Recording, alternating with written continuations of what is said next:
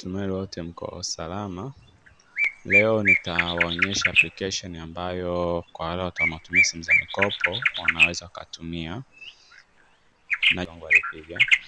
Tuendelee. Najua kwamba watu wengi wanatumia kampuni simu mikopo kwa kampuni ya watu ambayo inazuia kabisa mtu kufanya chochote kile kishafunga pale. Sasa leo nitawaonyesha application ambayo hii application itakusaidia message ikiingia ukaweza kuiona na ukaijibu, ukareply. Hii application hii inaitwa Mi Control Center, au unaweza ka download application yoyote ile ya notification. Yaani ukiingia Play Store uka download application yoyote ya notification ambayo itakuwa inabadilisha hali hapa. Hii unaoiona application ambayo inabadilisha hii hali. Ile application yoyote ukiwa umeidownload katika simu ya mkopo, ambapo kama ya watu ambayo inazuia kushusha, ile inakuwa inaweza kukusaidia kushusha hata message ikiingia ukaiona, au taarifa yote ikiingia ukaiona kama message imeingia na ukaweza kuijibu. Ila kama unaitumia hii kuna setting ambazo utatakiwa kuzifanya.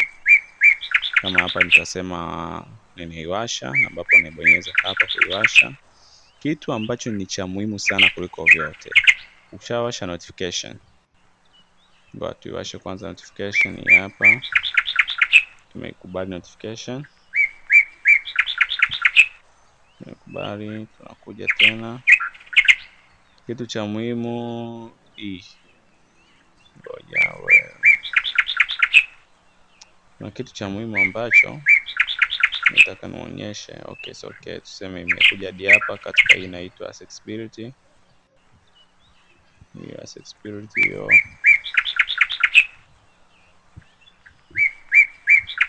Okay, imefika. Hii ni sehemu ya muhimu sana. Hii unaiona ni sehemu ya muhimu sana. Kama nikibonyeza hapa inaleta hii sehemu. Kishaleta hii sehemu, unachokifanya, kwa sababu mimi natumia hii pia ni simu ya mkopo pia, Samsung. Utabonyeza hapo install application, ni hii hapa. Iko hapo kama unavyoiona. Ushafungua hapa, unakuja unaiwasha. Ushaiwasha inakuwa imeanza kufanya kazi. Sasa hapa inakuwa inafanya kazi kwa ubora zaidi. Kama hapo nimeiwasha, nafikiri mnaanza kuona kwamba kuna mabadiliko ya namna ya kuonyesha sehemu ya notification, ambapo kija tena katika hiyo accessibility kuna hii inaitwa Mi Controller Shortcut. Yani inategemea jina la application. Ile shortcut unaiona, hii sema shortcut. Sehemu nzuri ambayo unaweza kaiwasha ni kuna hii hapa inaitwa press and hold volume button and down buttons for 3 seconds. Manake unabonyeza button ya kuongeza sauti na kupunguza kwa sekunde 3, inakuwa inajiwasha yenyewe automatic. Kwa mfano, naonyesha mfano, naibonyeza, so mimi niliwasha, naibonyeza sekunde 3, button ya kuongeza na kupunguza. Kiangalia huko chini imeniambia iko on. Naibonyeza tena kwa sekunde 3, inaniambia iko off.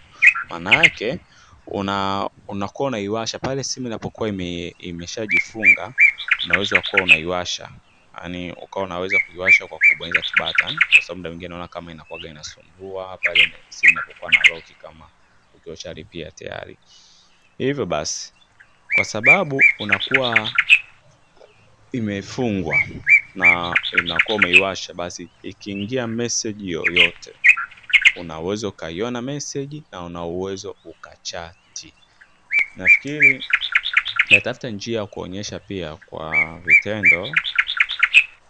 Kwa hapa nayo simu moja kwanza, kwa hiyo nitaangalia namna ya kufanya ili kwamba nichukue simu ya mkopo, au hii ikifunga nitaacha kuilipia kwanza. Someday au hata kesho naweza nikatuma pia video nyingine ambayo itakaonyesha hali hiyo ikiwa imefunga na jinsi inavyofanya kazi. Simu ikiwa imefunga ni very simple, ila unaweza ukatumia app yoyote, sio lazima iwe Mi Controller Center. app yoyote ya notification ina uwezo wa kufanya kazi kama hivyo. Yaani ikiingia message tu unaweza kuiona na kuijibu. Asanteni sana.